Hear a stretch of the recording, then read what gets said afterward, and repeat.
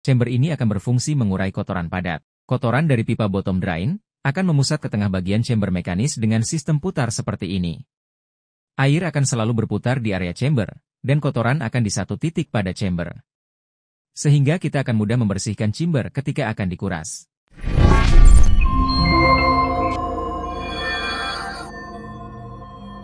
Halo sahabat inspirasi.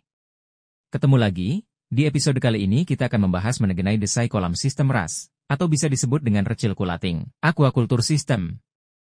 Di depan kita ini adalah kolam ikan yang menggunakan sistem daur ulang air dalam budidayanya. Sistem ini memanfaatkan filter untuk menghilangkan limbah air dan mengubah senyawa beracun menjadi senyawa tidak beracun. Dalam sistem RAS, air dalam kolam akan disirkulasikan kembali melalui proses filtrasi dan pengendapan. Proses ini membuat kotoran ikan, sisa makanan, dan gas beracun dapat terjebak di tangki pengendapan dan filtrasi. Sistem RAS memiliki beberapa keuntungan, di antaranya, menghemat penggunaan air, menghemat penggunaan energi, mengendalikan lingkungan ikan secara penuh, mengurangi penggunaan air secara berlebihan, lebih ramah lingkungan. Yang saya akan contohkan di sini, ada dua kolam dan masing-masing kolamnya berukuran 4 meter x 2 meter, dengan menggunakan 4 chamber, dengan kapasitas chamber 50 cm persegi. Saya di sini menggunakan chamber vortex pada chamber mekanis, yang merupakan bagian dari sistem biofilter kolam ikan koi. Apakah dengan sistem chamber seperti ini bisa kita aplikasikan ke kolam budidaya lainnya? Jawabannya bisa. Chamber ini berfungsi layaknya chamber-chamber biasa pada umumnya. Chamber ini akan berfungsi mengurai kotoran padat. Kotoran dari pipa bottom drain akan memusat ke tengah bagian chamber mekanis dengan sistem putar seperti ini. Air akan selalu berputar di area chamber, dan kotoran akan di satu titik pada chamber. Sehingga kita akan mudah membersihkan chamber ketika akan dikuras.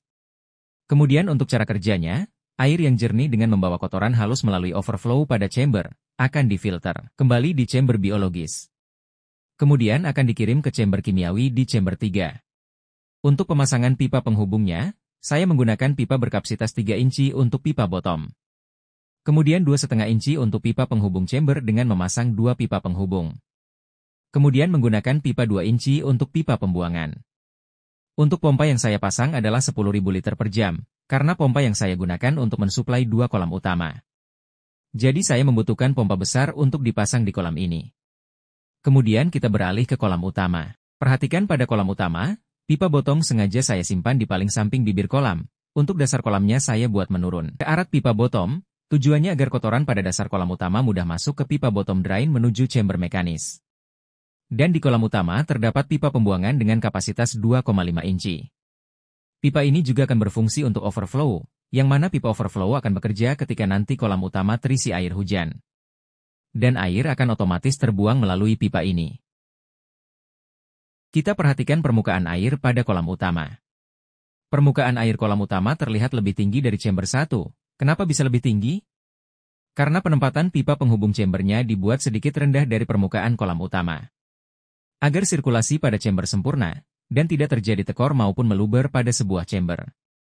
Tapi jangan salah, mesin pompa juga akan mempengaruhi terhadap bagus tidaknya sirkulasi pada kolam kita.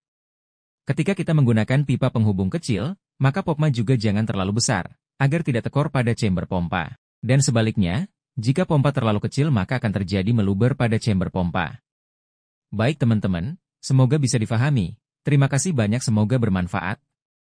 Kita ketemu lagi di episode berikutnya.